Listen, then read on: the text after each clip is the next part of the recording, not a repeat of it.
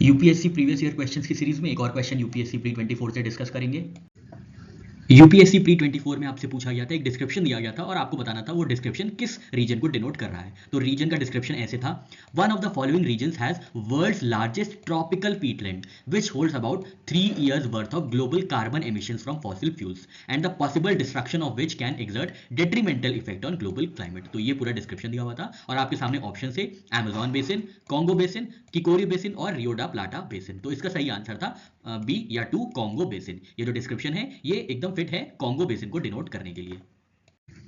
सबसे पहले पीटलैंड्स का डिस्क्रिप्शन देखेंगे, पीटलैंड्स क्या होता है इसको डिस्कस करेंगे। तो ये टेरेस्ट्रियल वेटलैंड इकोसिस्टम होते हैं। सबसे पहले ये टेरेस्ट्रियल वेटलैंड इकोसिस्टम्स होते हैं जहां पे वाटर लॉगिंग होने की वजह से, वाटर लॉगिंग कंडीशंस होने की वजह से प्लांट जो होते हैं, प्लांट के मटेरियल जो होते हैं वो फुली डिकम्पोज नहीं हो पाते हैं। तो ये पीटलैंड का पूरा डिस्क्रिप्शन हो गया, पूरा कॉन्सेप्ट हो गया। ये टेरेस्ट्रियल वेटलैंड इकोसिस्टम्स होते हैं जहां पे वाटर लॉग कंडीशंस होने की वजह से प्लांट मटेरियल फुली डिकम्पोज नहीं हो पाते हैं, जिसकी वजह से जो ऑर्गेनिक मैटर का प्रोडक्शन होता है वो एक्सीड कर जाता है डिकम्पोजिशन मैटर से। ऑर्गेनिक मैटर ज्यादा होता है, डिकम्पोजिशन कम होता है, जिसकी वजह से क्या होता है, नेट एक्यूमुलेशन ऑफ पीट। तो पीट किसको कहते हैं, जो भी ऑर्गेनिक मैटर एक्सीड कर जाते हैं डिकम्पोजिशन रेट को, उनको पीट कहा जाता है। अब कूल क्लाइमेट्स में जो पीटलैंड के वेजिटेशन होते हैं वो मोस्टली मेड अप ऑफ होते हैं स्पैग्नम मॉसेस के, सेजेस के और श्रब्स के। जहां पे मतलब और कूल क्लाइमेट में ये हो गया। वार्मर क्लाइमेट में ग्रामिनोइड्स और woody vegetation provide most of the organic matter to peatlands. तो यहाँ पे कूल क्लाइमेट का वेजिटेशन मैटर देखा हमने और यहाँ पे वार्मर क्लाइमेट्स का वेजिटेशन मैटर देखा।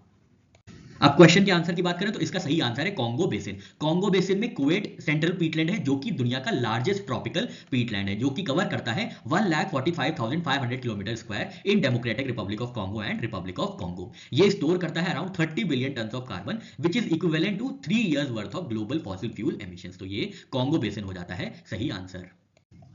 बाकी ऑप्शंस को एक्सप्लोर करते हैं। तो सबसे पहले दिया हुआ था अमेजॉन बेसिन। अमेजॉन बेसिन जो है ये largest drainage basin in the world है, जो कि कवर करता है approximately 7 million kilometre square across 9 countries. 9 countries में अमेजॉन बेसिन का स्ट्रेच है। देख लेते हैं कौन कौन सी कंट्रीज है। तो ब्राजील है, पेरू है, कोलंबिया है, वेनेजुएला है, इक्वाडोर, बोलिविया, गुयाना, सूरीनाम और फ्रेंच गिनी। यहाँ पे रेन फॉरेस्ट है, अमेजॉन रेन फॉरेस्ट है, जहाँ पे 20% of the world oxygen store है। यहाँ पे पीटलैंड्स तो है, अमेजॉन में भी पीटलैंड्स है, पर उतने एक्सपेंसिव नहीं है, उतने एक्सटेंसिव नहीं है जितने कॉन्गो बेसिन के हैं।